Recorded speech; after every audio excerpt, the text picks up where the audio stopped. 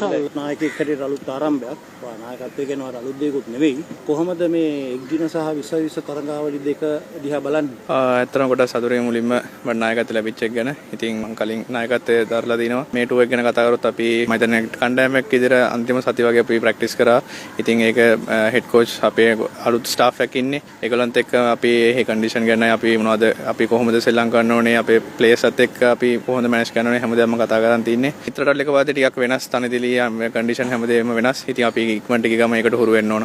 Lanka cricket වල පරිපාලන වෙනසක්ලා තියෙනවා. ඒක කොහොමද කණ්ඩායමේ ක්‍රීඩකින් බලපාන දෙන්නේ? ක්‍රීඩකයන්ට ඒක මම හිතන්නේ බලපාන්නේ නැහැ. ඉතින් අපි කවුරු අපේ පරිපාලනයට ආවත් අපි එන කට්ටියත් එක්ක අපි අපේ ක්‍රීඩට අපි සෙල්ලම් කරන්න ඕනේ. ඉතින් අපිට තියෙන්නේ අපේ ජොබ් එක ක්‍රීඩට සෙල්ලම් කරන්න. ඉතින් ඒක පරිපාලන පැත්ත ඒක ක්‍රීඩට් බෝඩ් එක ඩිසයිඩ් කරන එක ලංකාවද තියාගන්න ඕනේ කවුද නැති වෙන්නේ කියන අපේ යුතුයකම අපි කවුරු හිටියත් අපේ ක්‍රීඩට් එක අපි සෙල්ලම් කරන එක. කණ්ඩායමේ ආරම්භක විදියට කොහොමද හිතලා තියෙන්නේ? පසුගිය කාලේ නිත්‍ය ආරම්භක විදිකරියන් නිවලයක් අපිට සොයා ගැනීමේදී යම් අසුදා මතුවුණා. ඉන්දිවිඩුවල් ඔප්පුසාලේ පවා කොහොමද මේ පිළිබඳව අවධානය යොමු කරලා තියෙන්නේ?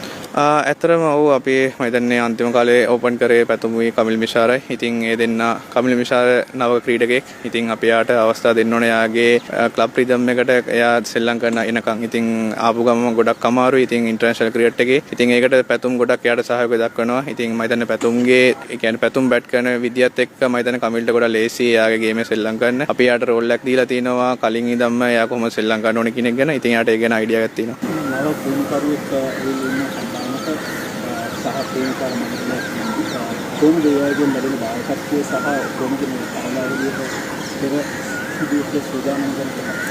ඇත්තටම මම ගොඩක් සතුටුයි. මොකද මම සති දෙකක් වගේ අපිට තාම ඒගොල්ලන් පුහුණු කරද්දී අපිට ඒගොල්ලන්ත් එක්ක ප්‍රැක්ටිස් කරන්න ලැබුණේ. ඉතින් ඒ සති දෙක ඇතුළත මම වෙනසක් දකින්න ඒගොල්ලන්ගේ ඉස්සරහට ඒගොල්ලන් ලොකු වෙනසක් කරයි කියන එක. ඉතින් ඒගොල්ලන්ගේ අයිඩියාස් මම හිතනවා අපිට හෙඩ් කෝච් මම හිතන්නේ එයා ඉන්දියාවේ කලින් කෝච් කරලා තිනවා. ඉතින් එයා ඒෂියන් කන්ට්‍රි එක කරලා තියෙන නිසා මම හිතන්නේ එයාට ගොඩක් ලේසි වෙයි කියන එක. කවුරු කෝච් කරත් කවුරු ආවත් ප්ලේයර්ස් විදිහට අපි යුතුයකම අපේ 100% මැච් එක දෙන්න එක ප්‍රැක්ටිස් වල හැමදේම කරගෙන. ඉතින් මම හිතනවා ස්ටාෆ් එක පැත්තෙන් මම ගොඩක් හැපි.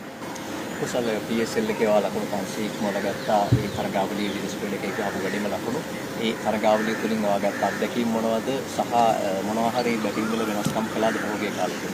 මම ගොඩක් සතුටුයි. මම දැන් T20 මගේ අවුරුදු ගානටම මගේ හොඳම ටූර්නමන්ට් එක පාකිස්තාන වලදී මම ලබා ගත්තේ. ක්‍රීඩකෙක් විතර ගොඩක් සතුටු වෙනවා. ඉතින් මගෙන් එහෙදි මම ගොඩක් සෑහෙන දේවල් මගෙන් මාත් එක්ක කතා කරා ප්ලේයර්ස්ලා. ඉතින් මගෙන් අහපු අවස්ථා තියෙනවා. ඇත්තටම ඒ ගැන මම මෙහෙට එද්දී මගේ කොන්ෆිඩන්ස් ලෙවල් එක ටිකක් හොඳයි. මොකද මම ලකුණු අතර ඉන්න නිසා. ඉතින් මම ලොකු වෙනසක් කරේ නැහැ. ප්‍රැක්ටිස් කරන එක වැඩි කරා. ඉතින් මම ඩීටේල්ස් ටික මගේ වීක් පොයින්ට් කොහෙද කියලා මම බලාගත්තා ගොඩක් වෙලාවට. ඉතින් මම බලනවා ඒ වගේම නැෂනල් ටීම් එකත් ඇවිල්ලා ඒ විදිහටම සෙල්ලම් කරලා බලාපොරොත්තු වෙමින් ඉන්නවා. කණ්ඩායමක් ගත්තම කණ්ඩායම ක්‍රීඩකයන් එක එකන එකට වෙනස්. ඒත් නායකයෙක් වුණාම ඒ අය ක්‍රීඩකයන්ට ගැළපෙන විදිහේ පොඩි ටාස්ක් නැත්නම් අභියෝග දෙනවා. ඔයා මොනවාද ඔයාගේ බෝලර්ස්ලට දීලා තියෙන්නේ? මොනවාද ඔයාගේ බැට්ස්මන්ලට දීලා තියෙන්නේ? මොකක්ද ඔයා බලාපොරොත්තු? ප්ලේයින් ප්ලේයට ගත්තම කිව්වා ගොඩක් වෙනස්. ඉතින් බෝලර්ස්ලට මම ගොඩක් වෙලාට සීනියර් අපේ බෝලින් යුනිට් එකක් ඉන්නවා. දුෂ්මන් චමීර, අසිස් ෆර්නැන්ඩෝ ඒ දෙන්න තමයි අන්තිම කාලේ වන් ඩේස්ලා හොඳට කරලා තින්නේ. ඉතින් ඒ දෙන්නට තමයි මම ගොඩක් රෝල් එක දීලා තින්නේ බෝලින් පැත්ත බලන්න කියන එක. බැටින් පැත්ත පැතුම් ඉන්නවා. එතකොට චරිත් ඉන්නවා, එක්ස්පීරියන්ස් තියෙනවා. ඉතින් ඒ වගේ මම ඉන්නවා නායකයා විදියට. ඉතින්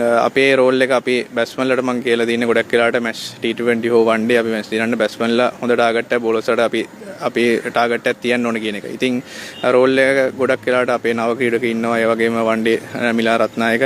ඒ කියන්නේ එයාත් ක්ලබ් සීසන් එක හොඳට කරලා තින්නේ. ඉතින් අපි එයාට දීලා තියෙන රෝල් එකත් අපි ගොඩක් වෙලාට වෙනස්. ඉතින් එයාට කියලා තියෙන යාගේ මොකද්ද බලාපොරොත්තු වෙන්නේ කියන එක. ඇත්තටම ටීම් එක ගත්තම ඉන්න 16 දෙනා මම ගොඩක් සතුටුයි. මොකද එක්ස්පීරියන්ස් ඉන ප්ලේයර්ස්ලා ඉන්නවා. ඒ වගේම යං ප්ලේයර්ස්ලා ඉන්නවා හොඳට සෙල්ලම් කරන. ඉතින් මම ගොඩක් සතුටුයි මගේ ටීම් එක ගැන. ඉන්න තරඟවල ජයග්‍රහණවලට දීර්ඝ ඉනිම අවශ්‍ය වෙනවා. කොහොමද මේ පිළිබඳව ප්ලෑන් එකක් තියෙනවද?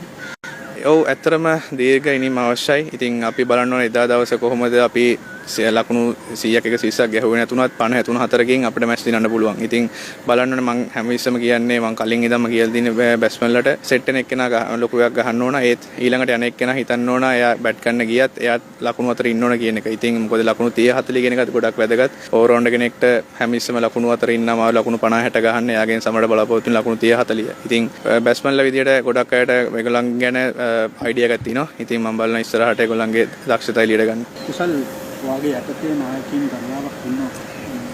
ඒ අයගේ මොන වගේ දෙයක්ද